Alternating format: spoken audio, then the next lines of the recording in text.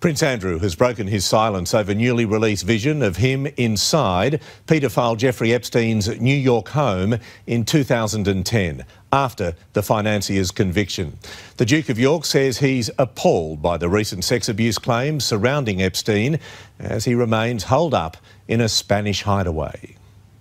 Hiding in the shadows, Prince Andrew waves goodbye to a young woman from inside convicted pedophile Jeffrey Epstein's Manhattan mansion. The video, reportedly taken in 2010, also shows Epstein leaving the home alongside a young blonde. While the disgraced hedge fund manager might be dead, questions remain for the Duke. Was he involved, and how much did he know?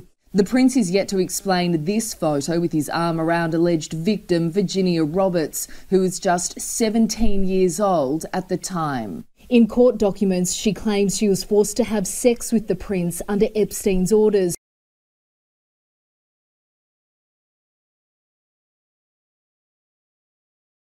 Moments ago, we learned there has been action taken by the Attorney General William Barr after the death of accused sex trafficker Jeffrey Epstein. Barr has appointed a new leadership team at the Bureau of Prisons. Epstein killed himself inside his New York City jail cell. Yes, it is brand new. So the director of the Bureau of Prisons is now out. That is Hugh Hurwitz. Hugh Hurwitz was the acting director of the Bureau of Prisons since May of 2018. Hurwitz took over for Mark Inch, who had resigned as Bureau of Prisons, and he had served for just about a year as well. So now you're talking about 3 Bureau of Prisons directors in the last 2 years. The new Bureau of Prisons director is now Dr. Kathleen Hawks Sawyer. She was the director of the BOP from 1992 to 2003. She started as a psychologist in the BOP, and she is now coming out of retirement to lead the Bureau of Prisons.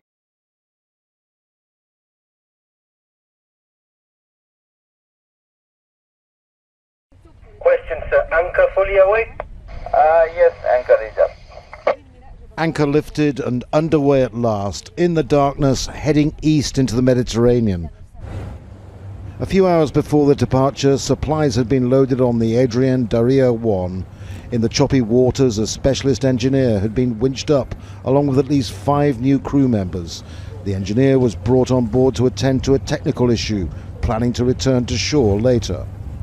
Nightfall and the swell of the sea is getting worse, yet the technician has yet to return to the supertanker. The AIS systems, that's automatic identification systems, are now showing the Adrian Dario 1.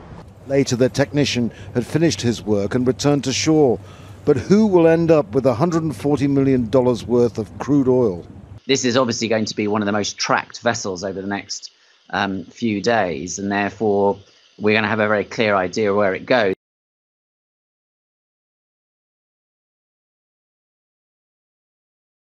Federal government is confirming an ISIS fighter dubbed Jihadi Jack has been stripped of his UK citizenship, and that puts Ottawa in a potential bind. Jack, whose real name is Jack Letts, is also a Canadian citizen through his father. Now, he was captured by Kurdish forces while trying to enter Turkey in 2017. But with his birth country disavowing him, Ottawa must now assess its role in his case. We finally have an official statement from the federal government, this coming from the Ministry of Public Security, from Ralph Goodale's office, and he is saying that the government of Canada is aware that the United Kingdom has revoked Jack Letts' British citizenship. Let's bring up part of the statement as it has been released to CBC News, where the ministry says terrorism knows no borders, so countries need to work together to keep each other safe. Canada is disappointed that the United Kingdom has taken this unilateral action to offload their responsibilities.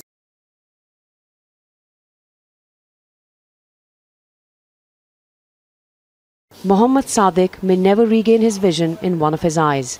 He says he was hit by pellets fired by an Indian soldier right after he stepped out of his local mosque. Everything was normal. There were no protests. Security forces chased us away and fired pellets at us.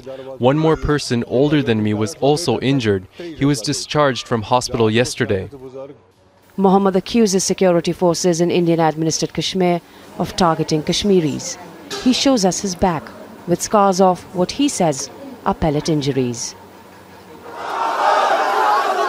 Earlier this month, thousands here defied restrictions imposed by the authorities and protested against the Indian government's decision to revoke Kashmir's autonomy.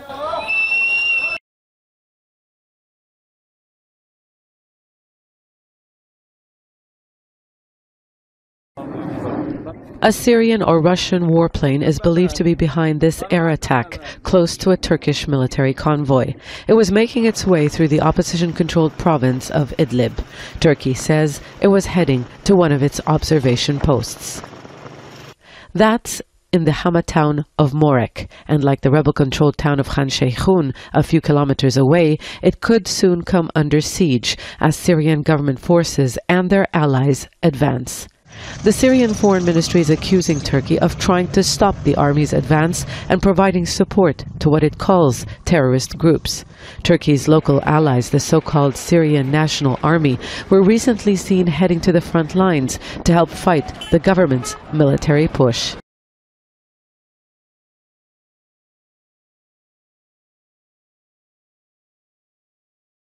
The U.S. Entity List is the name given to a key U.S. trade blacklist. Published by the Department of Commerce, it contains a list of companies from various countries that the U.S. believes could pose a national security threat. Huawei and its subsidiary corporations have been described by Washington as being engaged in activities that are contrary to U.S. national security or foreign policy interests.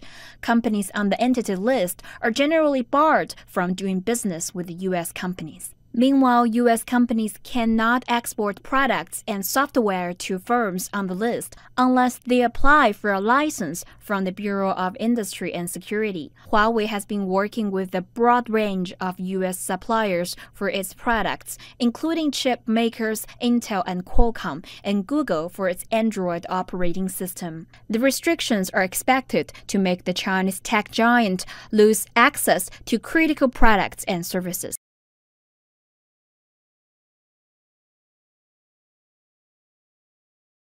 Un portón de acceso porque las llaves no las encontraban ante la emergencia que teníamos aquí en el estadio, en la cancha, y no se pudo desarrollar el protocolo del partido porque había que desarrollar un protocolo con toda estimación, Carlos.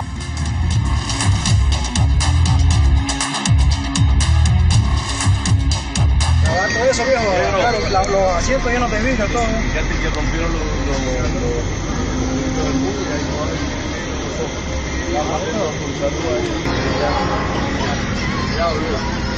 sacarle una foto. Ahí está filmando, ¿verdad? Mira lo que le mandan ahí. Ahorita más le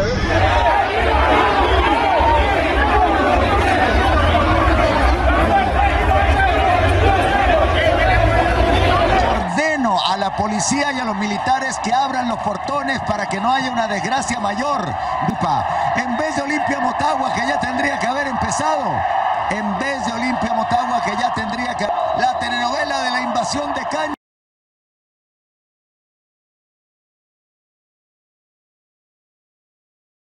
It is our focus on this Monday. Now, we've heard claims that middle-income South Africans are leaving the country in droves. But how true is this? There are some indicators that people are emigrating due to concerns around safety, lack of opportunities, and the state of politics. eNCA's Aviwe Mtila takes a closer look.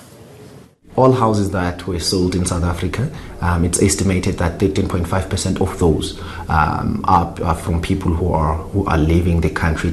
And that figure, which is from the second quarter of this year, has actually doubled over the last 2 years. Global market research group New World Wealth estimates around 300 high net worth individuals have been leaving South Africa every year for the last decade.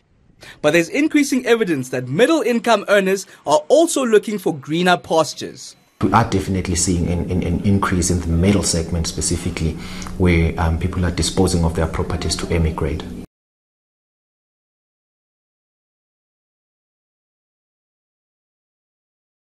Thanks to a medical breakthrough, 69-year-old Whit Ayers is stronger than ever. 2 years ago, while enjoying a night out with his wife, he suddenly collapsed. I felt lightheaded. That's the last thing I remember before I woke up in the ambulance. Ayers suffers from aortic stenosis, a condition where his aortic valve restricts blood flow from his heart to the rest of his body. Without treatment, It can be deadly. Rather than having open heart surgery to treat it, Ayers had a transcatheter aortic valve replacement. It's the same surgery Mick Jagger had this year. And now the FDA is making the procedure available to all patients who need an aortic heart valve replacement. Dr. Matthew Williams is the director of NYU Langone's Heart Valve Center. Is this going to change the way this procedure is done across the country? It's certainly going to change how we treat these patients. Here's how it works. A small incision is made in the groin and a catheter carrying the replacement valve is inserted. The catheter travels up to the heart and to the aortic valve. It inserts the new valve within the damaged one. The procedure takes less than an hour.